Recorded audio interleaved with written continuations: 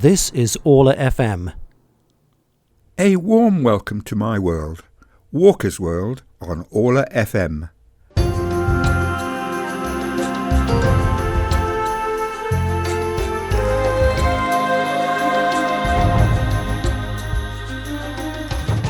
I'm Peter Walker, and we're going on a trip into the weird and wonderful, but true, well, probably true, tales on Walker's World. On my show we look for the most amazing, often ill-documented, connections involving Polish people across history.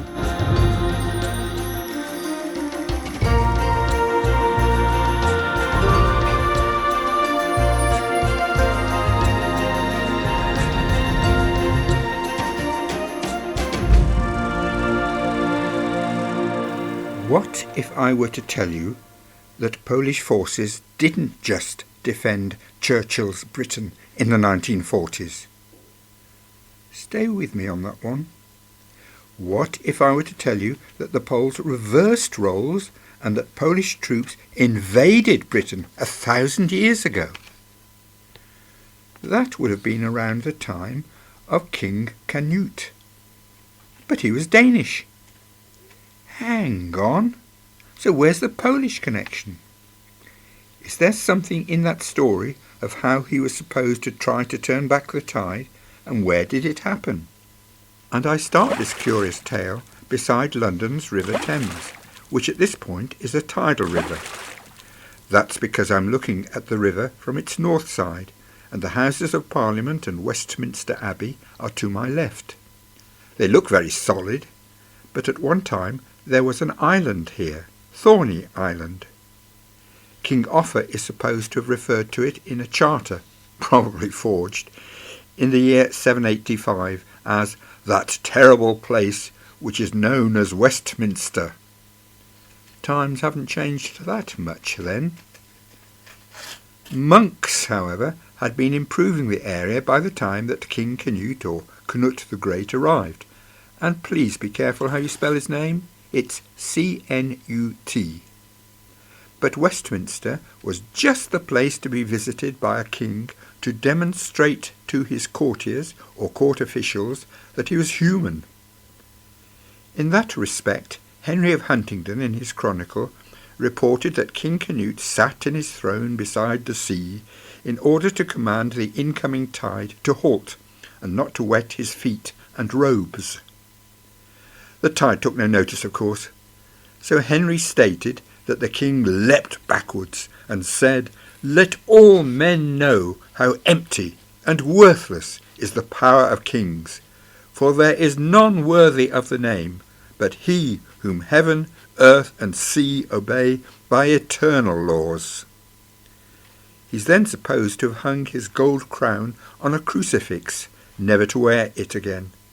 King Canute didn't like flatterers. A doubtful anecdote, one of many in that chronicle, and there are several places claiming to be the site of that story. One of them was Thorney Island, although this tidal part of the River Thames is not beside the sea.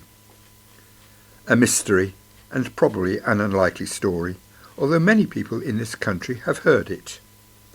I have something in common with King Canute. These days we'd say that he was half Polish, just as I am, but that's the only similarity. There are various names for his mother, including Gunhild, reportedly a Slavic princess. Birth records were a bit sketchy in those days. She may have been Świętosława, a daughter of Mieszko I, the ruler of Poland, who brought Christianity to that country. In the light of later events, I believe that the story of Canute is likely to be true, but the date of his birth is also doubtful, those sketchy birth records. It was probably in the year 985, and his father was Svein Forkbeard, King of Denmark. Before Canute could become King of Denmark, he became King of England. How on earth did that happen? The Vikings attacked England in the early part of the 11th century, but it was a far more complicated situation. At one time there was an English or Anglo-Saxon king known as Ethelred the Unready. Yes, he wasn't a very good king, and he'd been deposed once. Canute had already led one invasion of England, but Ethelred became very ready, and he with his troops chased out the Danes. So in the year 1015, Canute decided to invade again. He had a large fleet, and he found the mouth of the River Frome in the west of England.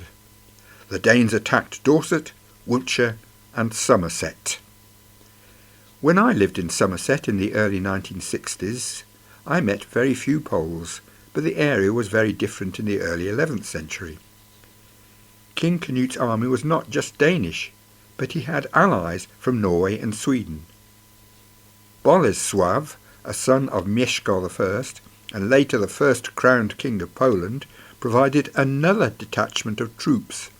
Polish soldiers invading England 1,000 years ago. It doesn't sound possible. But one book, Emma's Encomium, states that there were so many shields that you would have believed that troops of all nations were present. The invasion continued in other parts of England, and when Ethelred died in the year 1016, Canute was crowned king. I guess that the Polish troops then returned home. They had contributed to his success in England, and Canute gained more royal appointments.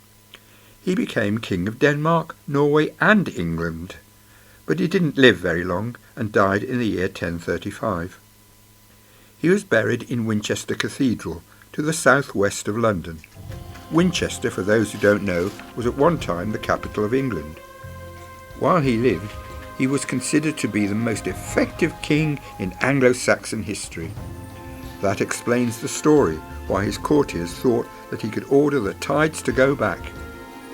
He effectively went native in England, and he became popular, but future monarchs were not so successful. The Anglo-Saxons struck back, and there's an example of their success beside the Houses of Parliament to the left of where I'm still standing. Westminster Abbey was conceived by an Anglo-Saxon king, Edward the Confessor.